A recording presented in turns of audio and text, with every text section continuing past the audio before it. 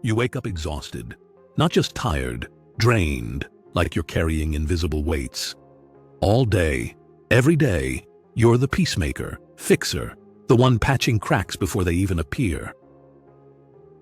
They say, don't rock the boat. So you bite your tongue, say, no problem. When it's a problem, hand out your last bit of energy and get nothing. No applause, no thank you. The world just asks for more until you can't even hear your own voice. Here's the truth. Kindness alone doesn't get you respect, promotions, or boundaries. The world rewards those who are strategic, not just nice. Think Machiavelli. It's not about being ruthless, but about being smart. It's better to be feared than loved if you can't be both. That means boundaries, respect, presence. We're taught early to play by the rules. Don't talk back, always say thank you, always put others first. You keep your mouth shut when a friend flakes. Again, you collect emotional IOUs, hoping politeness pays off. It never does. The world asks, what's in it for me? Your kindness is invisible. It's not weakness to feel or want connection. But being nice all the time is a prison built from approval. You're not a tree, waiting to be noticed. You're in the game, so play it. Try this. Say no. Pause before you agree.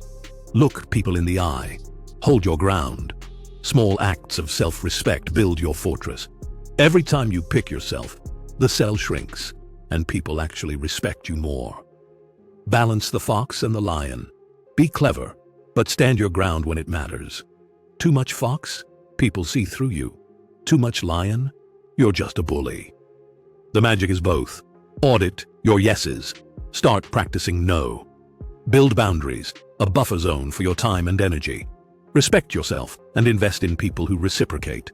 When guilt pops up, remember, your time, your needs, your boundaries matter. You'll lose some people by standing tall, but they weren't your people. Let them go. What matters is living by your code, not as a doormat, but as someone with respect. The world won't bend for kindness. It bows to strength and authenticity. Stop apologizing for existing. Stand firm, say no without guilt, and let go of people who don't respect you. In the end, it's not about being loved by all. It's about being respected by the right people. And, finally, by yourself. Ready for change? It starts now. You were born wanting hugs, not handcuffs. But somewhere along the line, you learned that acceptance comes at a price. Don't talk back. Sit quietly. Share your toys. Say thank you, even if you hate it. From coloring inside the lines to never rocking the boat, you were taught to shape yourself around others' expectations. A little please, a lot of thank you, and, most importantly, never let anyone see you sweat. Let's unpack that. Forced smiles and silent despair.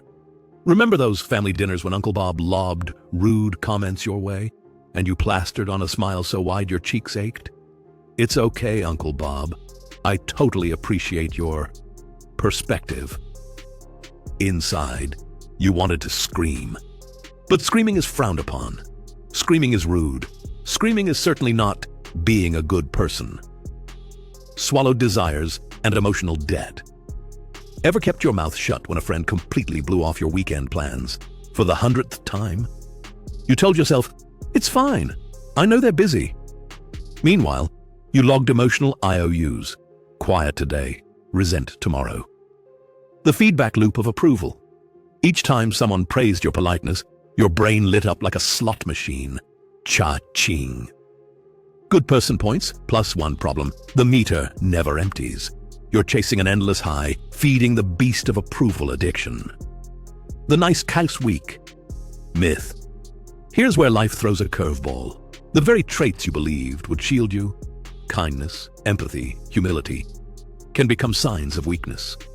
We humans are wired to hunt threats and rewards. Good intentions, hard to measure, hard to monetize. So when you offer the world your kindness, sometimes the world shrugs and asks, what's in it for me? That's the trap. You're not a tree, standing quietly, waiting for the world to notice your beauty. You're a human being, a participant in a wild, messy, strategy-driven reality. Here's the kicker. The desire to please isn't just emotional, it's biological. Oxytocin. Overdrive. Every good job and every thank you triggers a hit of this bonding chemical. It feels warm. It feels safe. Cortisol. Toll booth. But every swallowed frustration, every boxed-in resentment dumps stress hormones into your system, wearing you down. Over years, you become a walking paradox, craving connection yet exhausted by the very connections you build. Time for some real talk. Pleasing isn't a flaw. It's an adaptive strategy your brain picked up in childhood. Your young mind said, if I make them happy, they'll keep me safe. And yes, safety felt good. But here's what nobody warned you. Safe can be a gilded cage. Enter the emotional prison. Picture a handsome jail cell built from compliments and praise. The walls gleam with approval. The lock clicks with every act of self-suppression. You think, I'm free. Look how nice I am. But you're locked in by fear of rejection. It's time to pick the lock. Name the fear. I'm scared if I say no, they'll hate me. I dread being judged. I'm terrified of conflict. Challenge the lie. Ask yourself, is this really true? Will one no destroy the relationship? Reclaim your voice. Start small. Tell the barista your coffee is too cold. Ask for your portion at dinner. Tell your roommate to please close the door. Feel the slip of the lock. The first time you assert yourself, you'll feel a jolt, a mix of fear, guilt, and rush of freedom. That jolt, that's progress. Because every time you choose yourself, you shrink the cell. Every time you speak your truth, you weaken the walls. And here's a secret. Most people will respect you more for it. They crave authenticity. They crave clarity. They crave people who stand for something. Stop waiting for the world to hand you respect. It's your turn to take it. Machiavelli didn't invent cruelty. He invented strategy. He watched princes lose thrones by being too soft. He watched courtiers fall from favor by wearing hearts on sleeves. He saw kindness twisted into weakness. And he drew two animals to teach us how to master reality. The fox, cunning and awareness. Spot the trap before you step into it. Foxes smell hidden snares. You learn to sniff out manipulation, blend in with confidence. Foxes don't announce their tricks. You don't reveal all your cards. Move silently when you need to. Foxes slip through underbrush. You keep some plans private. Fox. Tip number 1. When a coworker asks for just one more favor, pause. Think, is this a one-off? Or am I the free human resource now? Don't answer on the spot. That pause tells them you have boundaries. The lion, strength and presence. Roar when necessary. A single roar clears the room. You speak up with authority. Stand your ground.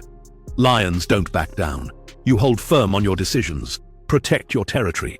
Lions mark borders. You defend your time, your energy, your dignity. Lion. Tip number 2. When someone interrupts you mid-sentence, pause, look them in the eye and say, hold on, I wasn't done. That one correction announces, you matter. The fox-lion balance. Machiavelli's secret? Be both. Like the fox, observe before you act. Like the lion, enforce consequences when you must. Never be predictable. Too much fox, and people see you as sly, never decisive. Too much lion, and people see you as ruthless, never trustworthy. The magic is in the mixture. 5 tactical moves to reclaim your power below are 5 battlefield-tested moves. Use them wisely. Move what it does, how to execute. 1. The no. Nudge creates immediate boundary. Keep it short. No, I can't take that on. 2. The silent stare. Stops interruption in its tracks. Eye contact, no words, then resume. 3. The gift of delay. Gives you control of timing. Let me get back to you on that. 4. The redirect shifts undue demands. I'm booked, let's talk next week. 5. The micro-request tests reactions. Ask for 5 minutes alone. If refused, you spot the real priorities. 1. The no nudge. Why it works. No is a full sentence. It trains people to check before demanding. How to start small. Barista asks, want cream? Say, no thanks. Friend texts at midnight. Can you talk? Say, not right now, let's set a time. Each no chips away at the automatic yes. Each no builds your fortress. 2. The silent stare. Why it works. Humans hate awkward silence. Your stare is your roar, without words. How to use it. Someone cuts you off in a meeting. Pause talking. Lock eyes. Wait 2 to 3 seconds. Continue. You'll notice they hesitate next time. 3. The gift of delay. Why it works. Impulsive people seize you. Delaying gives you back momentum. How to use it. Email. Can you do this by tomorrow? Reply. Let me review my priorities and circle back. Impromptu favor at work. Say, I'll let you know by the end of the day. Delay lets you decide if the ask is worth your time. 4. The redirect. Why it works. It forces others to take ownership. It signals you have a schedule. How to use it. Co-worker. I need this now. You. I'm at capacity. Who else can help? Friend. Let's hang out tonight. You. I'm tied up. How about Saturday? Redirects show you value your own agenda. 5. The micro request. Why it works. Small asks test people's respect. Reactions reveal real allies. How to use it. Ask for a 5-minute private chat. Request they knock before entering. Ask to be CC'd on an email thread. If they push back, you uncover hidden agendas. Dodging the common pitfalls. Overfoxing. Never let everyone think you're playing games. Be transparent about what you want after you've assessed the terrain. Overlioning. Don't roar at every molehill. Save your ferocity for true threats or big asks.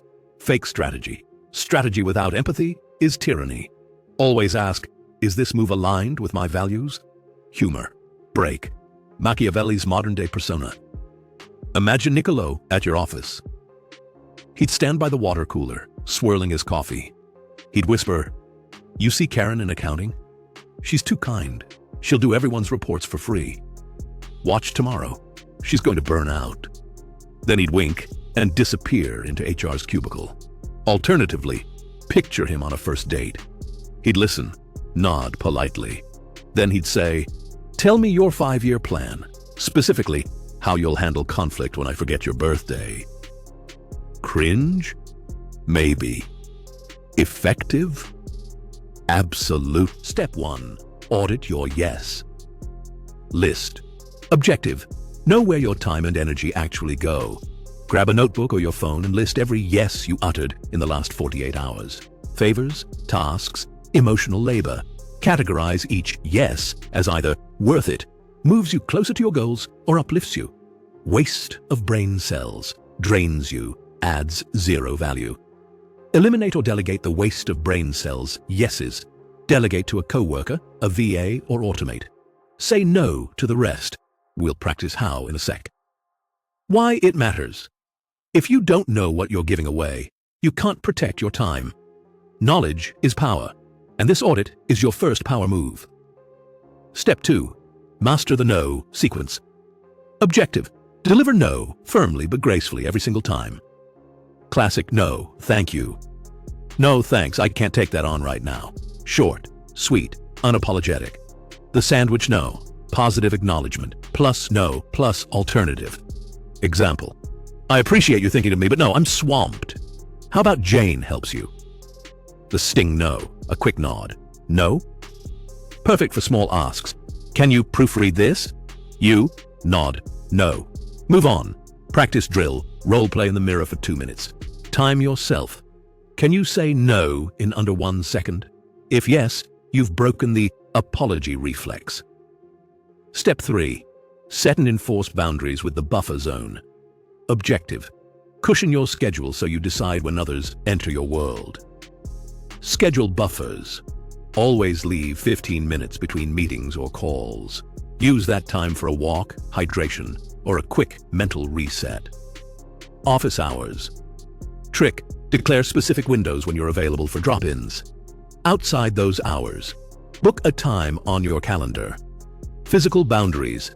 Headphones on. Do not disturb. Closed door.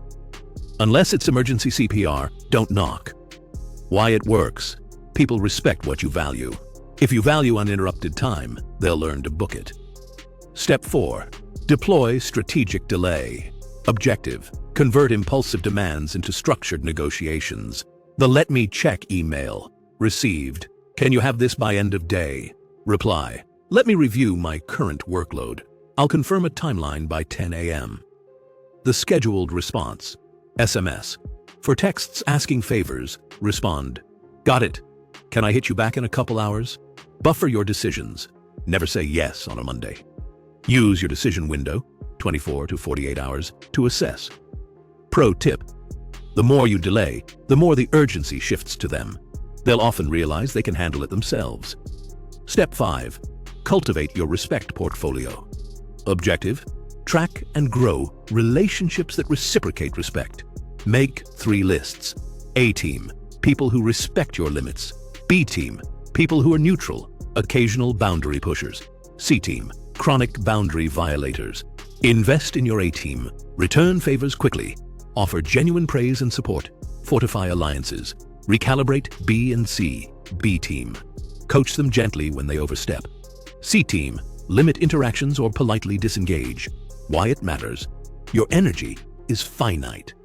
You want more time with people who value you, less time with people who exploit you. Step 6. Implement the reflect and redirect ritual. Objective: turn every boundary breach into a learning moment. Daily debrief, 5 minutes. What boundary did I set today? How did people respond? What worked? What backfired? Weekly strategy session, 15 minutes. Review your yes audit. Adjust your ABC lists. Set one new boundary to practice next week. Monthly Machiavelli check-in. Revisit the prince for a chapter. Journal. Which tactic did I nail? Where did I slip? Consistency. Hack. Tie these rituals to a trigger: morning coffee, post-shower, or Friday wind-down. Common pitfalls and how to dodge them. Pitfall symptom: fix over apologizing. Sorry for bothering you. Drop the sorry. Just state, I need. Boundary overwhelm. You set too many at once, then burn out. Introduce one new boundary per week. Fence sitting. You waffle between nice and assertive. Choose one style for the moment, then pivot. Blame game. They made me do it. Own your decisions. I chose to. Cold-hearted trap. You swing to ruthless no feeling. Check in with yourself. Is this aligned with my values? Humor. Break. Imagine you're on a TV cooking show. The host asks, would you add more spice? Instead of sure, you confidently taste, nod and say, I like the flavor as is, thanks. That kitchen is your life. You're the head chef. Keeping your authentic core strategy without heart becomes tyranny. To stay real, value audit. List your top 3 core values, e.g., creativity, honesty, empathy. Before every big no, ask, does this respect my values? Compassion. Check. You can enforce boundaries and be empathetic. I understand this is urgent. I'm at capacity. I can help in 2 days. Gratitude practice. Every day, thank yourself for one boundary you upheld. Celebrate the silent victories. Remember, Machiavelli wasn't a heartless tyrant. He loathed naivety, not kindness.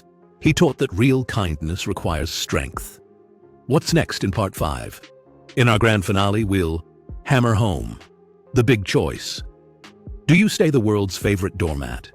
Or do you step into your power? Craft your personal respect creed, a one-sentence manifesto to guide every decision. Deliver a brutal wake-up call, a challenge to break the chains for good. This is the moment of reckoning. You've been playing by the nice guy rules for too long, but deep down, you're starting to realize it's not working. The nice guy gets overlooked. The nice guy gets used. The nice guy is the one everyone calls, but no one respects. So here's the question. Do you want to stay nice, or do you want to be free? It's time to decide. And I'm not talking about becoming cold, ruthless, or heartless. This isn't about abandoning your soul. It's about taking it back. The first step: stop pleasing for approval. For years, you've been seeking validation. It's been your silent hunger. You've bent, twisted, and reshaped yourself just to fit the mold of what others want you to be. But here's the harsh truth. People don't respect the ones who bend the most. They respect those who stand firm, who know their value, and who refuse to be anyone's emotional slave. The next time someone asks something from you, ask yourself, does this respect me, or am I doing this to avoid guilt? Will saying no make me feel stronger or weaker? Is this opportunity worth my time, or am I simply trying to please? This is the pivotal moment. This is when you start turning the tables. The second step, embrace your power. You're not here to be liked by everyone. That's a lie. The world isn't fair. It never has been. And it's not the nice people who win. It's the strategic ones. What does that mean for you? It means asserting your boundaries. It means choosing your time. It means deciding your value. And yes, sometimes it means being okay with people disliking you. Because real respect isn't built on constant compromise. It's built on the understanding that you won't bend for anyone. You'll work with those who value you, and you'll walk away from those who don't. It's your choice, and that's the power you're unlocking right now. The third step, let go of guilt. Now, let's talk about that sneaky little monster, guilt. Guilt is the primary tool of manipulation. It's the emotional handcuff that keeps you serving everyone else's needs while ignoring your own. Think about it. How many times have you said yes to something you didn't want to do just to avoid guilt? How many hours have you wasted just to keep the peace? How much of your energy has been drained by the constant need to please? This is the moment when you start saying no without the guilt. You'll say, "No, I can't help with that. No, I'm not available this weekend. No, I'm not doing that for free anymore." And guess what? People will respect you more for it. Because when you stand in your power, they see you differently. You're not just a resource to be used, you're someone with boundaries. The fourth step, cultivate your personal code. Now that you're no longer hiding behind nice guy behavior, it's time to build your own code of respect. What do you stand for? Write it down. What are your non-negotiables? Respect? Time? Freedom to say no? What will you tolerate?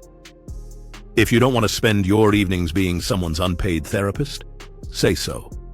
If you refuse to work for free, make that your rule. Your time is precious, and it's time to protect it. What's your deal breaker? If someone's disrespecting you, cut them out. Politely, but firmly. No need to make a scene, but know when to walk away. Your new code will become your armor. It will guide you when others try to push you back into the nice guy corner. And the most beautiful part? The more you stand by your code, the stronger it becomes. You'll become a magnet for respect and the people who truly value you. The fifth step, stop apologizing for your existence. Here's the hardest pill to swallow. You don't owe anyone an apology for living your life on your terms. Stop apologizing for your choices. Stop feeling bad about putting yourself first. You don't have to justify your boundaries. You don't have to make excuses for saying no. Being unapologetically you is your birthright. And that's how you take back your power. The sixth step, embrace the loneliness if you must. You're going to lose people along the way. Some will walk away because you stopped being a doormat. Some will get angry because you stopped bending to their whims. But here's the thing. If they leave, it's because they didn't value you. And that's not a loss. It's a liberation.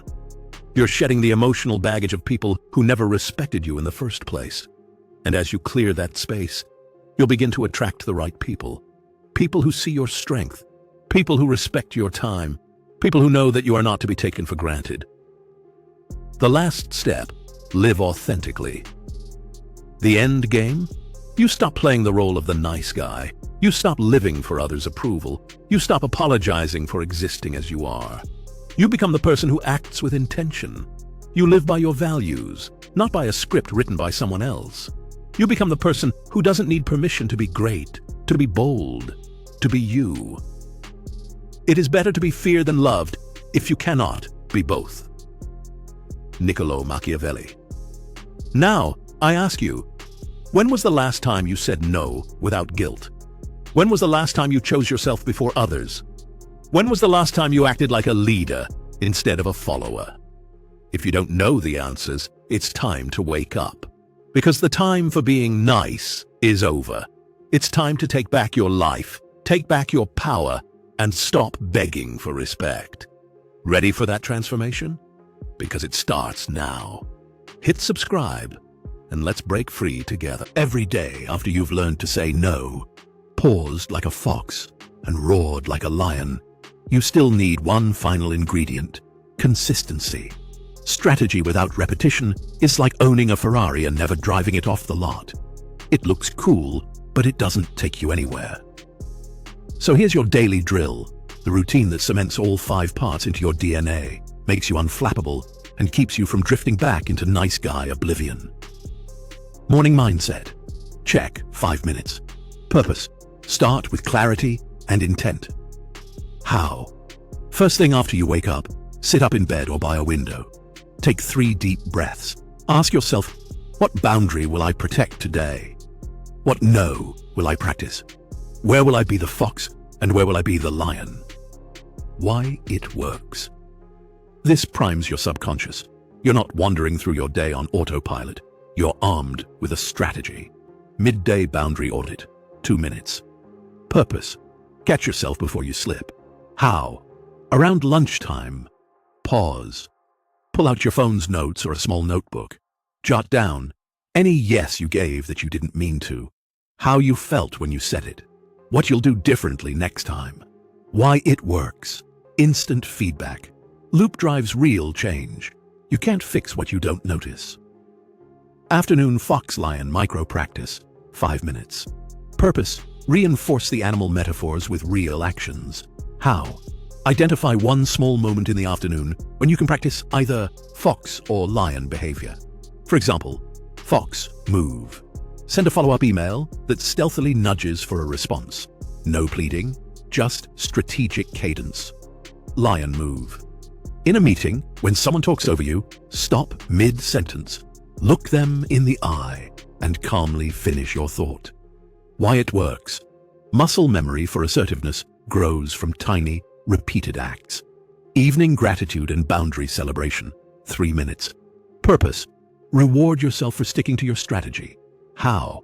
Before bed, write down at least one boundary you upheld or one no you delivered.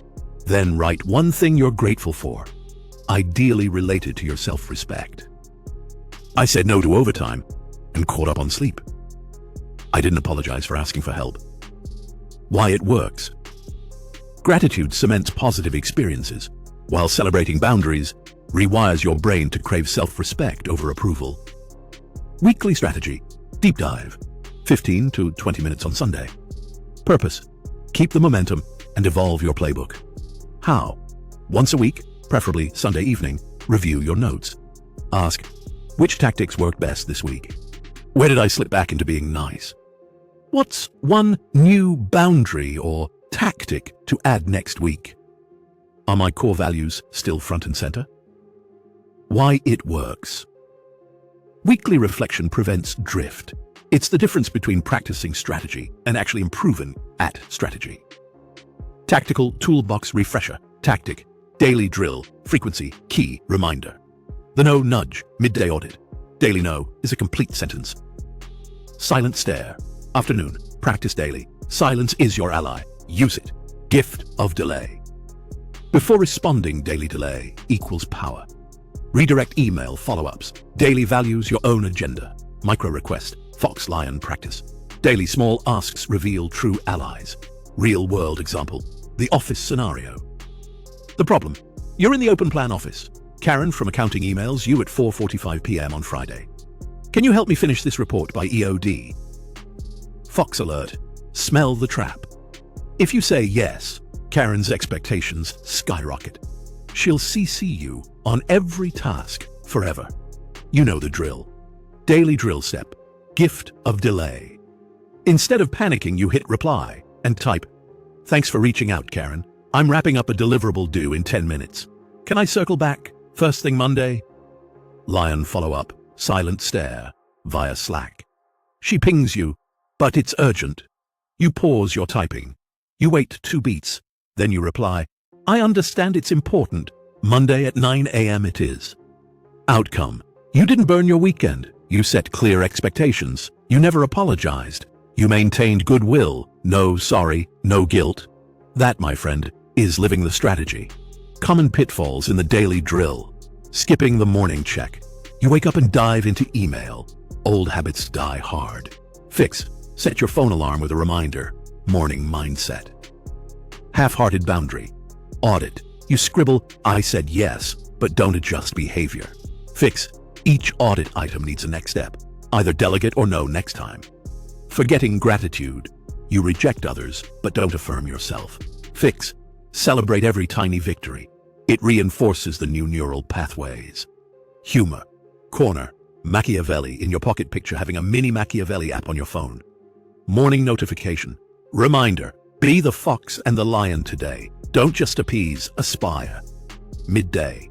Nudge. Caught you saying yes too fast. Try the delay trick next time. Nightly bravo. You said no to nonsense today. Sleep well, strategist. Imagine the tagline. Machiavelli, your inner power-up. Your call to action. Start tomorrow morning. No excuses. Set your 5-minute mindset check. Audit every single yes. Practice fox-lion moves in real time. Celebrate each boundary like a trophy. Because at the end of the day, the world respects those who respect themselves. And that respect begins the moment you choose to practice strategy every single day. Your Ferrari's waiting. Time to drive it off the lot.